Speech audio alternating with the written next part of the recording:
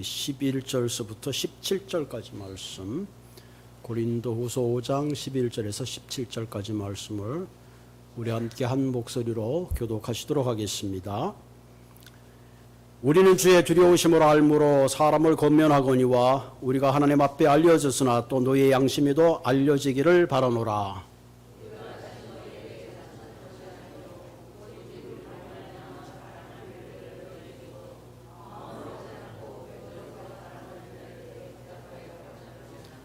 우리가 만일 미쳤어도 하나님을 위한 것이요 정신이 온전하였어도 너희를 위한 것이니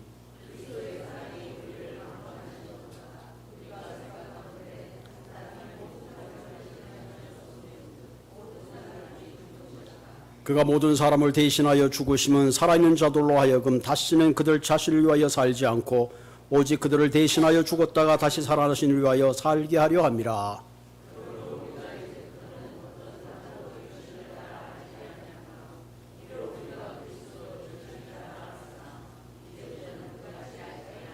우리 같이 읽겠습니다. 그런즉 누구든지 그리스도 안에 있으면 새로운 피조물이라 이전 것은 지나갔으니 보라 새 것이 되었도다. 아멘. 우리 이 시간엔 하나님 말씀을 듣기 전에 길을 만드시는 주라고 극동방송에서 그 박기영 그 가수가 불렀던 그 복음성이 있습니다. 너무 영감이 있어서 함께 예배 전에 들으면 좋을 것 같아서 클립을 올렸습니다. 같이 함께 찬양을 듣도록 하겠습니다.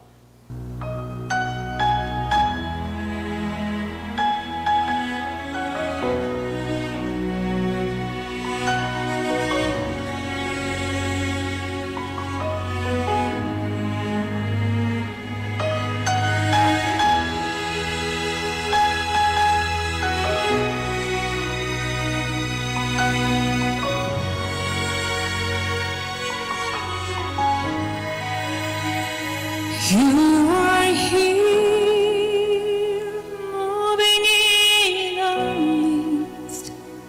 I worship you, I worship you. You are here, working in this place. I worship you, I worship you. You are here, moving in our midst.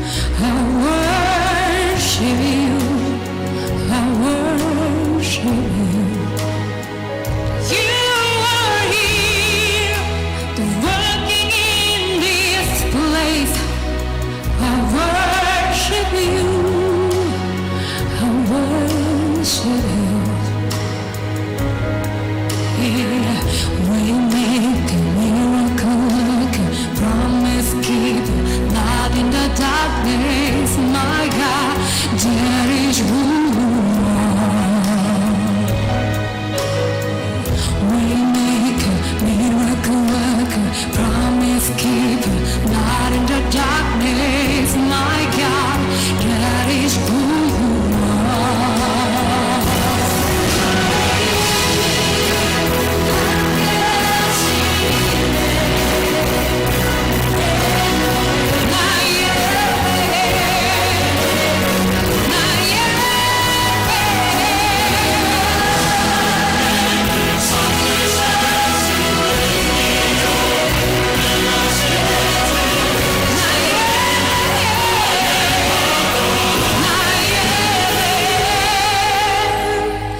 Even when I don't see it, you're working. Even when I don't feel it, you're working.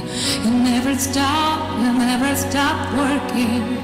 You never stop working.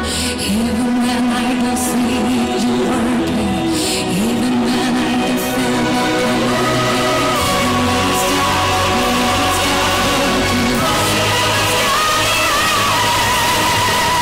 Even when I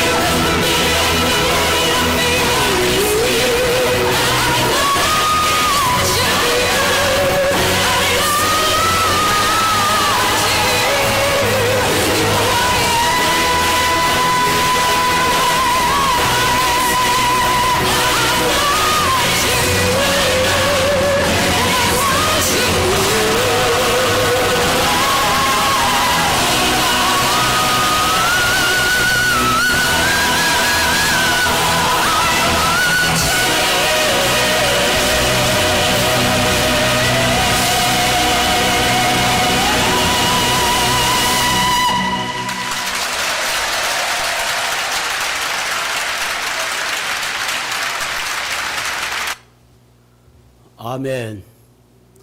굉장하죠? 그 마음에서 막 워십하고 싶은 그런 마음이 불듯 일어나는 것 같아요.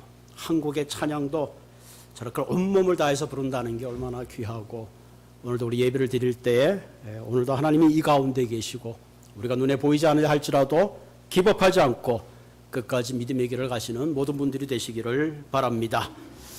우리의 속담에 영마도 갈아타면 좋다라는 그런 속담이 있습니다. 한마디로 옛 것은 나쁘지 않으나 새 것은 더욱 좋다, 그런 의미를 가지고 있죠. 영국 속담에도 새 것은 무엇이든지 좋다. 그래서 사람들은 다 새 것을 좋아합니다. 어떤 권사님 집에 신방을 갔더니 집이 1, 2층으로 돼 있어요. 권사님 나이가 드시면 1층이 좋을 텐데 어떻게 2층을 사셨어요? 목사님, 그때 이 집을 금방 지어가지고 너무 금방 새 집이라서 샀습니다. 그렇게 말씀을 하시더라고요. 최근에 저희 교인분들 가운데도 새 차를 차신 분들이 있어요. 새 차를 사면 한동안 그 차에 들어가면 새 차 냄새가 나죠. 모든 것이 새 차가 좋습니다. 여러분, 우리 학교 다닐 때 지금은 안 그랬지만 형이 있고 또 언니들이 있으면 그 교복을 좀, 원래 이제 보통 이제 스몰 사이즈나 미디엄 사이즈인데 엑셀 라지를 사가지고 물려서 입고 잘라서 입고 그랬던 기억이 있습니다.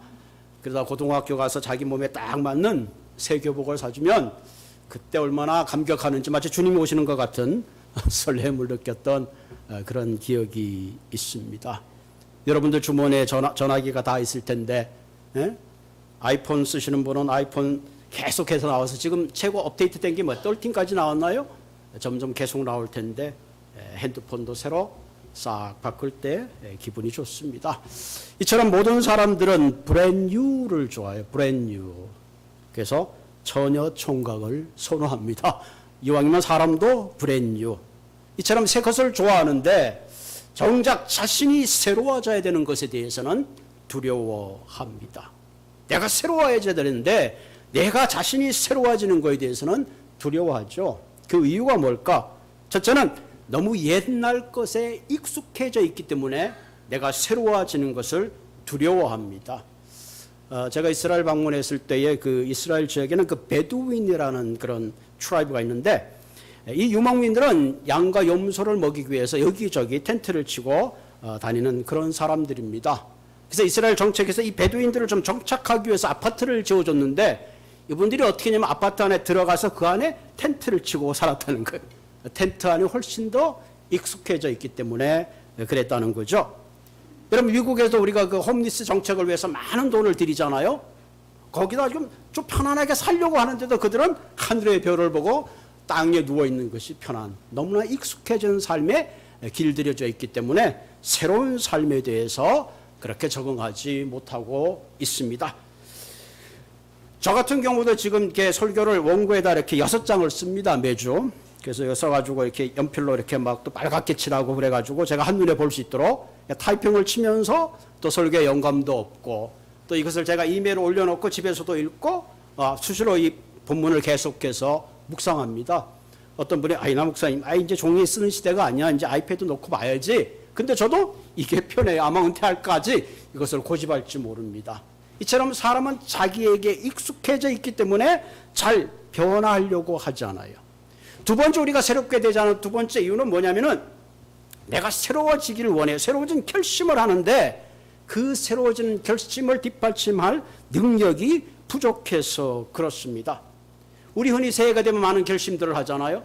가만히 생각하고 내 결심대로 해야 되는데 그것을 뒷받침할 수 있는 내 자신의 능력이 부족해서 결국은 새로워지지 못하는 경우를 우리는 종종 발견하게 됩니다.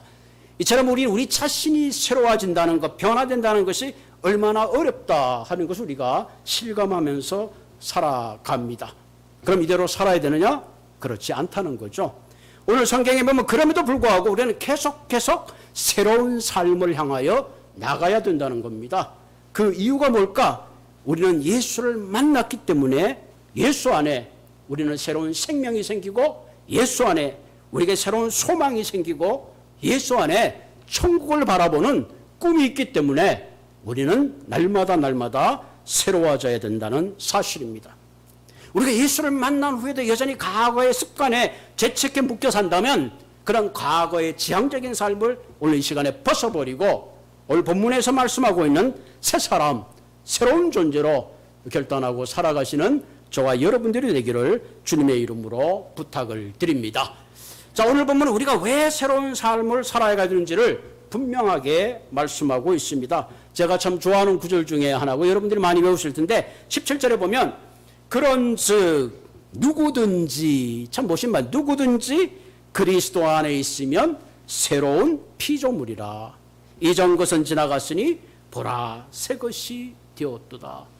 저는 이 말씀에 놀라운 새로운 진리를 고등학교 때 전철을 타면서 이 말씀을 암송하고 있었는데 그때 내 마음속에 내가 새로운 존재구나. 내가 새로운 존재구나. 라는 아주 그런 그 마음에 감격했던 그런 경험이 있습니다. 오늘 본문을 가만히 보면 17절 그런즉 누구든지란 말은 누구든지 세상에 있는 모든 사람을 말하는 거죠. 그가 부자든지 가난한 사람이든지 유대인이든지 헬라인이든지 남자인지 여자인지 주인이든지 종이든지 누구든지 이 땅에 있는 모든 사람들은 새로워질 수 있다. 왜? 예수님은 모든 일을 위하여 십자가에 돌아가셨기 때문에 그렇습니다. 그 얘기는 누구는 구원하고 누구는 구원하지 않는 게 아니라 누구든지 새로운 존재로 거듭날 수 있는 기회가 있다 하는 겁니다. 두 번째 보면 뭐예요? 그리스도 안에 있으면 우리는 새로운 존재의 변화의 출발점이 그리스도 안에서 시작된다는 거죠. 우리는 우리 스스로 거듭날 수 있는 존재가 아니라 그리스도 안에 있을 때 우리의 삶이 새로운 출발점이 된다는 사실입니다. 그 다음 뭐가 있어요? 그리스도 안에 있으면 새로운 피조물이라. 멋진 말. 새로운 피조물이라. He is a new creation. 하나님이 흙으로 우리를 창조했다면 이제 그리스도 안에서 내 안에 그리스도의 생명을 통해서 새로운 존재가 된다 하는 얘기죠. 마치 우리 포도주가 되었던 것처럼 내가 도덕적으로 윤리적으로 내 자신을 디스플레인해서 배려나온 인간이 되는 거 아니라 내 존재 자체의 변화를 가지고 온다는 거죠. 왜? 악인이 되었던 내가, 죄인이 되었던 내가 의인이 되고 진노의 자녀였던 내가 하나님의 자녀가 되고 영원한 후사를 가지고 있는 그런 존재로 변화하기 때문에 그렇죠. 그래서 본문에 뭐라고 했어요? 이전 것은 지나갔으니 보라 새 것이 되었다. 뭐야? 이전 것은 지나갔다면 옛사람은 죽었으니 이제 보라 너는 새 사람으로 살아야 된다 하는 말씀을 하고 있습니다. 여러분 우리가 새 사람으로 살아가야 된다는 것은 에베소서 2장 10절에 보면 우리는 그가 만드신 바라 그리스도 예수 안에서 선한 일을 위하여 지음을 받은 자니 이 일은 하나님이 전에 예비하사 우리로 그 가운데 행하게 하려 하심이라. 저와 여러분들은 하나님이 만드셨는데 왜 만드셨느냐? 선한 일을 위하여 우리를 만드셨다 하는 거죠. 선한 일을.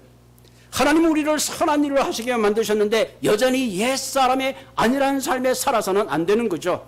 그러므로 하나님이 나를 창조하신 내 안에 선한 뜻을 주신 그 하나님의 소원을 이루어가는 그런 삶을 살아야 된다 하는 겁니다. 자, 그렇다면 우리가 새 사람으로 살아가기 위해 새로운 존재로 살아가기 위해서 해야 될 것이 무엇이겠느냐? 첫째는 우리의 삶의 자랑이 달라져야 합니다.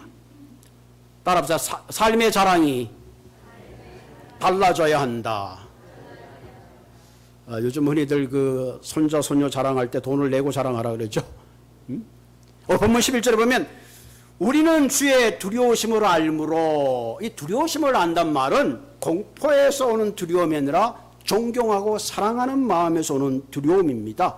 이 경외한다는 말은 포보스는 헬라어인데요. 신명기 10장 12절에 보면 여호와께서 내게 요구하는 것이 무엇이냐? 곧 내 하나님 여호와를 경외하는 것이라. 경외. 하나님을 자랑하는 것이다 하는 거죠.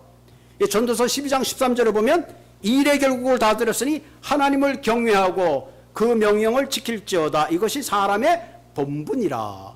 이 본분이란 말은 히브리어 말로 전부다. 루터는 이 말을 이렇게 해석했어요. 모든 사람이 지고 있는 의무다. 그러니까 하나님을 경외하는 것은 저와 여러분들의 선택사항이 아니고 반드시 해야 되는 의무다 하는 겁니다. 하나님을 경외하면 살아야 된다. 하나님을 자랑하면서 살아야 된다. 요즘 이제 텍스 시즌이라 여러분들 전부 텍스를 내셨을 텐데 텍스를 안 내고는 이 땅에 살 수 없죠. 마찬가지로 우리가 예수를 믿고 새 생명을 얻는 그 순간부터 우리는 하나님을 자랑하고 하나님을 경외하는 것이 저와 여러분들의 본분이다 하는 거죠. 이처럼 하나님을 경외하는 자에게는 하나님은 어떤 은혜를 주시느냐. 시편 103편 17절에 보면 여호와의 인자하심은 자기를 경외하는 자에게 영원부터 영원까지 이른다. 사실 우리가 영원이라는 시간을 상상할 수 없는데 하나님을 자랑하고 그분을 경외하는 자에게 하나님의 영혼을 보장해 주신다 하는 겁니다. 바울은 주님을 경외하면서 사역하였기 때문에 사람의 눈치나 환경을 따라 사역하는 것이 아니라 오직 주님을 기쁘시게 하는데 그의 전부를 드렸습니다. 바울의 자랑은 오직 십자가와 복음이었습니다. 바울은 예루살렘의 수장이 되는 것이 아니라 십자가와 복음을 통해서 한 영혼 구하는 데 자신의 전부를 바쳤습니다. 그래서 고린도전서 2장 2절에 내가 너희 중에 예수 그리스도와 그 십자가에 못 박힌 것 외에는 아무것도 알지 않기로 작정했다.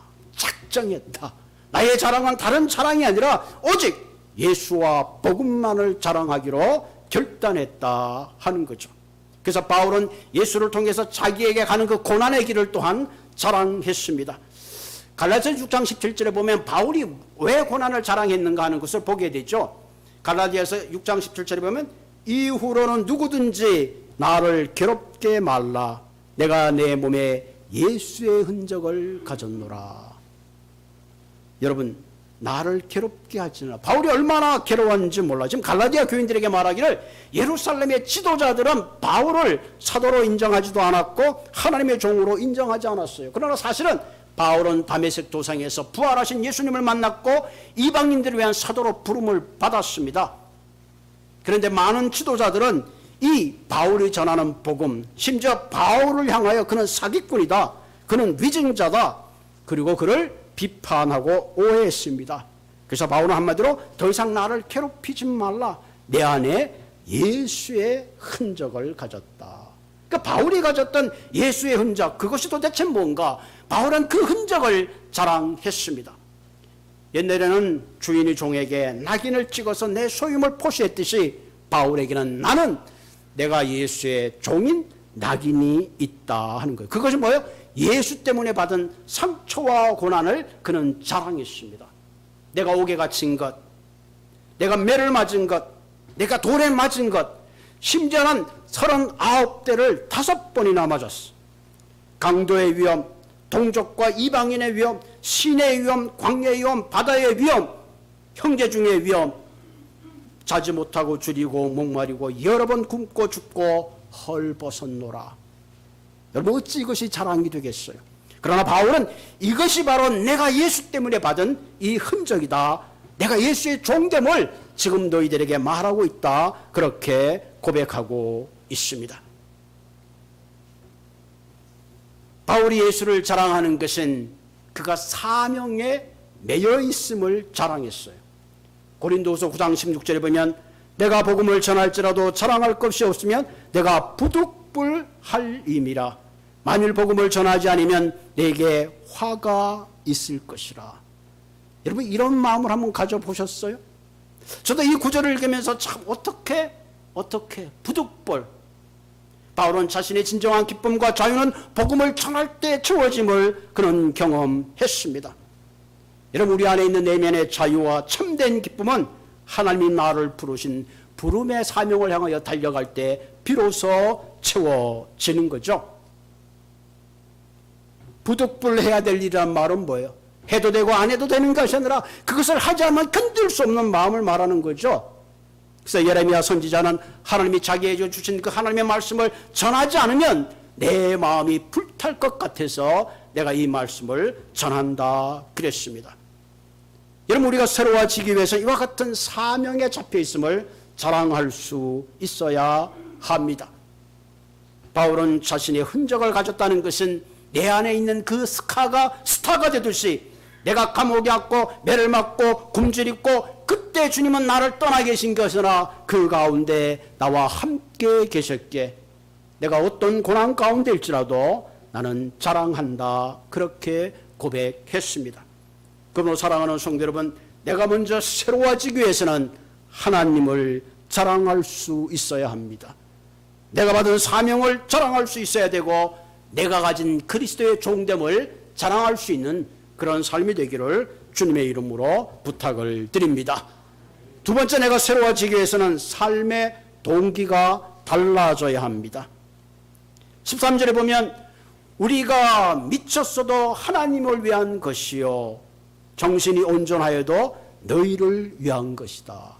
한마디로 바울은 crazy for Jesus Christ. 예수를 위해서 미쳤어요.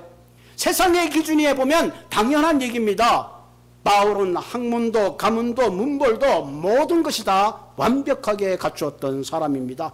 그런데 예수를 믿는 그 믿음 때문에 그런 모든 걸 다 내려놓고 그가 의지했던 모든 안정적인 공동체에서 쫓겨날 수밖에 없었어요. 예수님 때문에 그런 감옥에 갔습니다. 실제로 복음을 전하다 로마 감옥에 있을 때에 그 당시에 베스도라는 총독이 바울에게 이렇게 말합니다. 바울아, 내가 미쳤도다. 내 많은 학문이 너를 미치게 했다. 왜?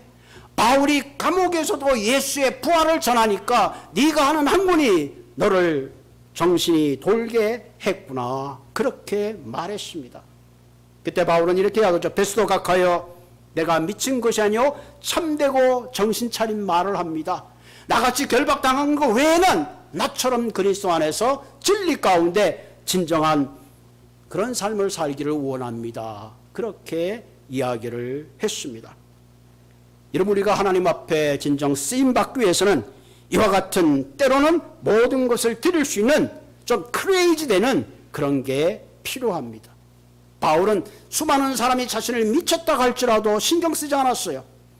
내가 한 생명이라도 구원할 수 있으면 나는 평생을 미친 마음으로도 살 그런 각오를 가지고 있었습니다. 왜 바울은 이토록 그리스도를 위하여 미칠 수밖에 없었는가? 도대체 그 동기가 뭔가? 오늘 보면 14절에 나와 있습니다. 그리스도의 사랑이 우리를 강권하시도다. 우리가 생각하건대 한 사람이 모든 사람을 대신하여 죽었은즉 모든 사람이 죽은 것이라. 무슨 말이죠? 그리스도의 사랑이 나를 강권하시느라. 그 사랑이 나를 불타게 함으로 내가 복음을 전하지 않고는 견딜 수 없다.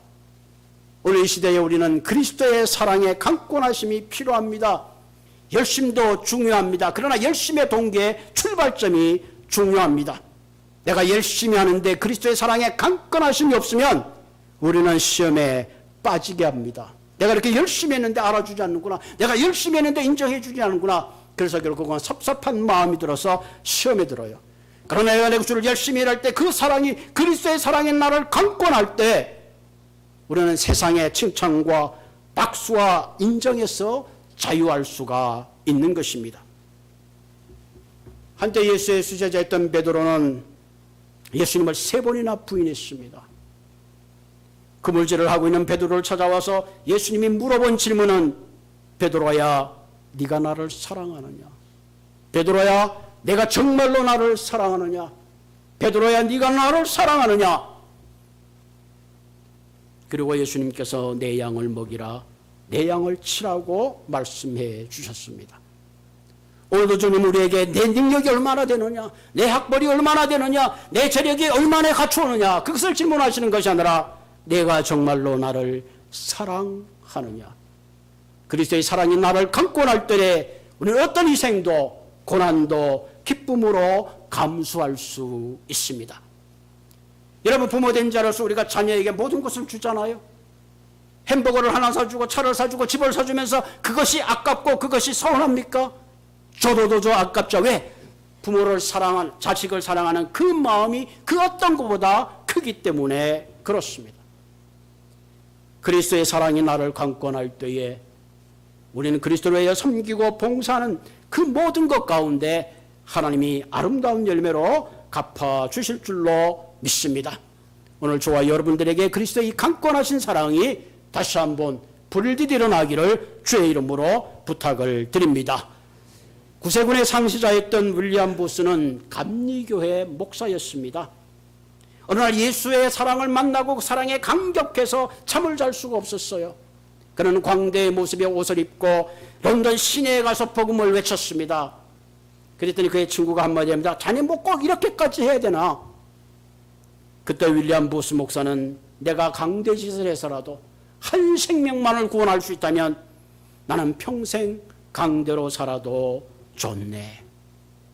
사랑하는 성도 여러분, 우리의 삶을 움직이는 동기가 무엇입니까? 오늘도 우리는 이 말씀을 보아요. 그리스도에 불붙는 그런 사랑이 우리를 강권해서 우리의 자랑이 세상의 명예나 세상의 자랑이 아니라 그리스도의 강권하신 사랑을 자랑하는 그와 같은 삶을 사시는 모든 분들이 되기를 주님의 이름으로 부탁을 드립니다. 세 번째로 우리가 새롭게 하기 위해서는 삶의 방향이 달라져야 합니다. 옛사람은 내 중심적인 삶을 살았다면 예수를 안 이후부터는 내 중심의 삶이 아닌 그리스도 중심의 삶을 살아야 합니다. 오늘 본문 15절은 분명한 삶의 방향을 이야기해 주고 있습니다. 저는 이 15절의 말씀을 묵상하면서 제 삶의 방향을 바꾸었습니다. 15절 한번 볼까요? 그가 모든 사람을 대신하여 죽었으면 살아있는 자들로 하여금 다시는 그들 자신을 위하여 살지 않고 오직 그들을 대신하여 죽었다가 다시 살아나신 이를 위하여 살게 하려 함이라. 저는 이 성경을 이렇게 읽었습니다. 예수님은 나를 대신하여 죽으심으로 살아있는 나로 하여금 다시는 내 자신을 위하여 살지 않고 오직 나를 대신하여 죽었다가 다시 살아나신 주를 위하여 살게 하려 하심이라. 아멘. 적어도 예수 그리스도의 십자가를 믿는 사람이라면 이 본문을 분명히 이렇게 읽을 수 있어야 합니다. 주님이 나를 위해 십자가에 돌아가셨으니 할렐루야 나는 천당 간다. 그것이 아니라 정말로 주님이 나를 위해 죽었다면 내가 정말로 어떻게 해야 할까? 그분이 나를 위해 죽으셨는데 나는 그분을 위해서 정말로 무엇을 해야 할까?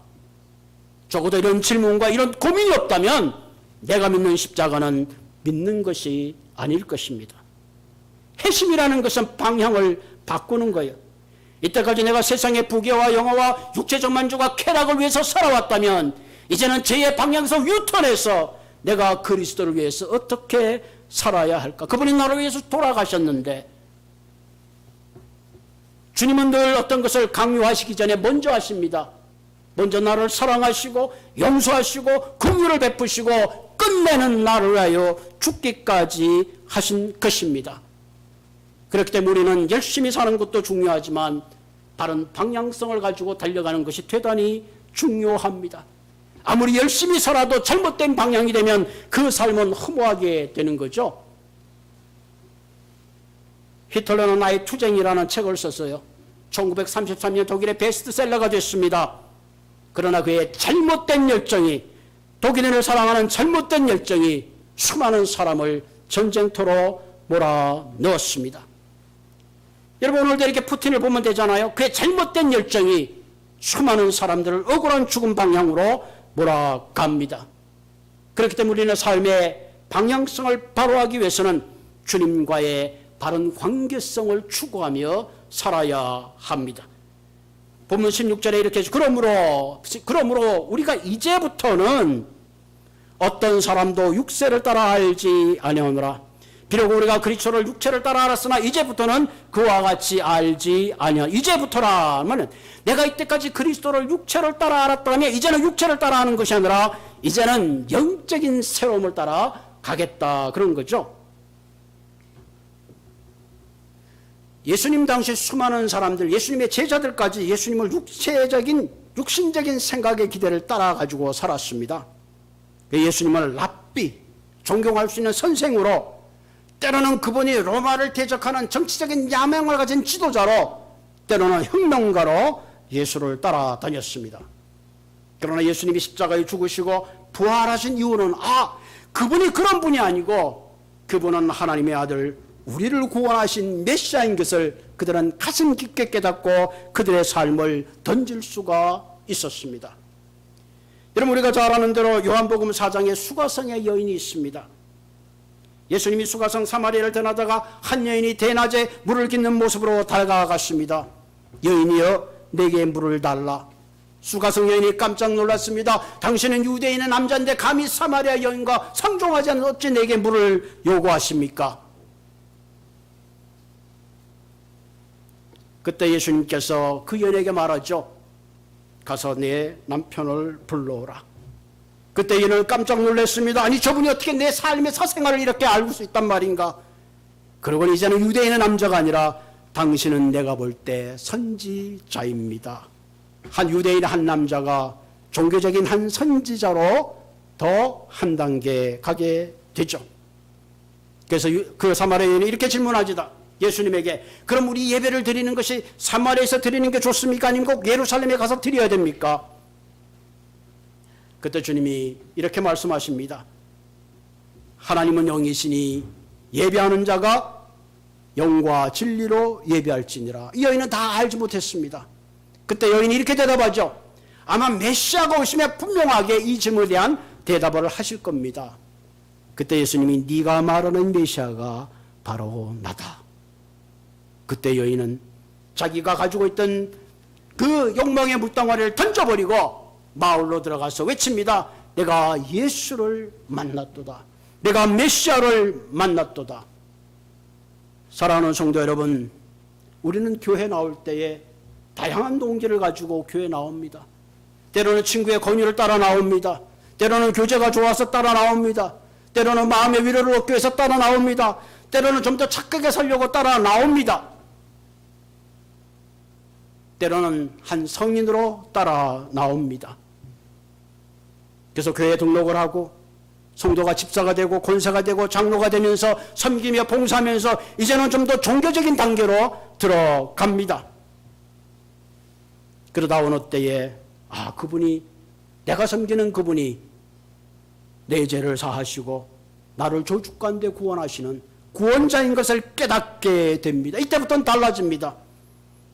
이때부터는 주님의 강권하는 그 사랑이 예배를 기다리게 되고 예배 감격에 빠지게 되고 내 목숨을 줘도 아까지 없는 그와 같은 주님으로 섬기게 된다는 사실입니다. 그러므로 사랑하는 성도 여러분, 이 시간 저와 여러분 생각해 봐야 합니다. 나는 예수 그리스도를 사람으로 알고 있는가? 성인으로 알고 있는가? 선지자로 알고 있는가? 아니면 나를 구원하신 메시아 구세주로 진정 고백하고 있는가? 우리가 새 사람이 되기 위해서는 육신적으로 종교적으로 알던 주님을 영적으로 만나야 합니다. 그리스도의 강건하신 사랑이 내 가슴에 파고들 때에 우리는 그 안에 참 생명의 놀라운 변화를 가져올 수가 있습니다. 그럼 오늘 이 시간 이 말씀을 통해서 다시 한번 우리의 삶이 주님 앞에 드려지고 그 강건하신 사랑이 내 삶을 그리스도에게로 메어가는 그런 삶이 되시기를 주님의 이름으로 부탁을 드립니다. 여러분 여기 그 15절 한번 같이 읽어봅시다. 시작. 그가 모든 사람을 대신하여 죽으심은 살아있는 자들로 하여금 다시는 그들 자신을 위하여 살지 않고 오직 그들을 대신하여 죽었다가 다시 살아나신 이를 위하여 살게 하려 함이라. 이걸 이제 바꿔서 이제 속으로 한번 그러니까 자기 이름을 넣어도 돼요. 그가 나를 대신하여 죽으시면, 그러니까 나를 집어넣어서 한번 읽읍시다. 시작. 그가 나를 대신하여 죽으시면 살아있는 나로 하여금 다시는 내 자신을 위하여 살지 않고 오직 나를 대신하여 죽었다가 다시 살아나신 주를 위하여 살게 하려 함이라. 아멘. 너무 분명하죠? 그렇구나. 이때까지 예수를 믿는다고 하면서 내가 헛믿었구나. 나를 위해서 이때까지 살아왔구나. 진정 우리가 주님을 믿는다면 이제는 나를 위해서 사는 것이 아니라 주님을 사랑하는 마음으로 자랑하는 마음으로 내 삶의 자랑이 바뀌고 동기가 바뀌고 방향이 바뀌고 목적이 바뀌는 여러분의 남은 삶이 되기를 주님의 이름으로 부탁을 드립니다. 같이 기도하겠습니다. 살아계신 하나님, 살아계신 하나님, 오늘도 부족한 죄들에게 귀한 말씀을 통하여 진리의 말씀을 깨닫게 하시는 하나님, 옛것은 지나가고 새것이 되었음에도 불구하고 여전히 새사람을 붙잡고 사는 어리석은 우리의 삶을 주님 용서하여 주시옵소서. 은혜 아닌 것을 달아주며 배부르게 하지 못할 곳에서 살아갔던 우리들의 삶, 하나님 이제부터는 우리의 자랑이 복음의 자랑이 되게 하여 주시고 이제는 그리스도의 흔적을 통해서 참 생명을 나누어가는 우리의 삶이 될 수 있도록 주님 인도하여 주시옵소서.